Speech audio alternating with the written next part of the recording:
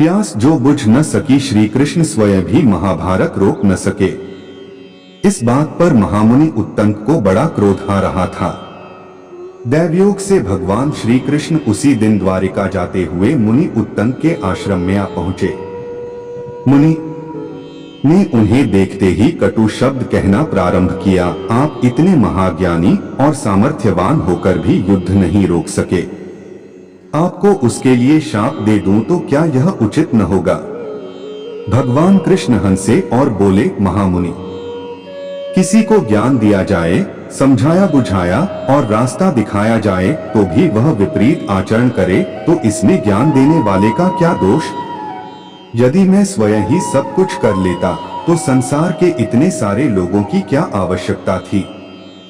मुनि का क्रोध शांत न हुआ। लगता था वे मानेंगे नहीं, शाप दे ही देंगे। तब भगवान कृष्ण ने अपना विराट रूप दिखाकर कहा, महामुनि, मैंने आज तक किसी का अहित नहीं किया। निष्पाप व्यक्ति चट्टान की तरह सुदृढ़ होता है। आप शाप देकर देख लें, मेरा कुछ नहीं बिगड़ेगा। हाँ, आपको किसी वरदान की आवश्यकता हो तो हमसे अवश्य मांग लें। उत्तंक ने कहा, तो फिर आप ऐसा करें कि इस मरुस्थल में भी जलवृष्टि हो और यहाँ भी सर्वत्र हरा भरा हो जाए। कृष्ण ने कहा, तथास्तु, और वहां से आगे बढ़ गए। महामुनि उत्तंक एक दिन प्रातःकालीन भ्रमण में कुछ दूर तक निकल गए। दिन चढ़ते ही धूल भरी आंधी आ गई और मुनि मरुस्थल में भटक गए। जब मरुदगणों का कोप शांत हुआ तब उत्तंक ने अपने आप को निर्जन मरुस्थल में पड़ा पाया।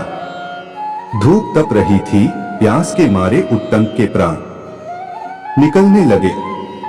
तभी महामुनि उत्तंक ने देखा, चमड़े के पात्र में जल लिए एक चांडाल सामने खड़ा है और पानी पीने के लिए कह रहा है। उत्तंक उत्तेजित हो उठे और बिगड़कर बोले, शूद्र, मेरे सामने से हट जा, नहीं तो अभी शाप देकर भस्म कर दूंगा। चांडाल होकर तू मुझे पानी पिलाने आया है। उनके साथ साथ कृष्ण पर भी क्रोध आ गया। मुझे उस दिन मूर्ख बनाकर चले गए, पर आज उत्तंक के क्रोध से बचना कठिन है। जैसे ही शाप देने के लिए उन्होंने मुख खोला कि सामने भगवान श्री कृष्ण दिखाई दिए। कृष्ण ने पूछा, नाराज न हो महामुनि, आप तो कहा करते हैं कि आत्मा ही आत्मा है, आत्मा ही इंद्र और आत्मा ही साक्षात परमात्मा है। फिर आप ही बताइए कि इस चांडाल की आत्मा में क्या इंद्र नहीं थे? यह इंद्र ही थे जो आपको अमृत पिलाने आए थे, पर आपने उसे ठुकरा दिया। बताइए, अब मैं आपकी कैसे सहायता कर सकता हूं? यह कहकर भगवान कृष्ण भी वहां से अदृश्य हो गए और वह चांडाल भी। मुनि को बड़ा पश्चाताप हुआ। उन्होंने अनुभव किया कि जाति, कुल और योग्यता के अभिमान में डूबे हुए मेरे जैसे व्यक्ति ने शास्त्र ज्ञान को व्यावहारिक नहीं बनाया, तो फिर यदि कौरवों पांडवों ने श्री कृष्ण की बात को नहीं माना तो इसमें उनका क्या दोष? महापुरुष केवल मार्गदर्शन कर सकते हैं।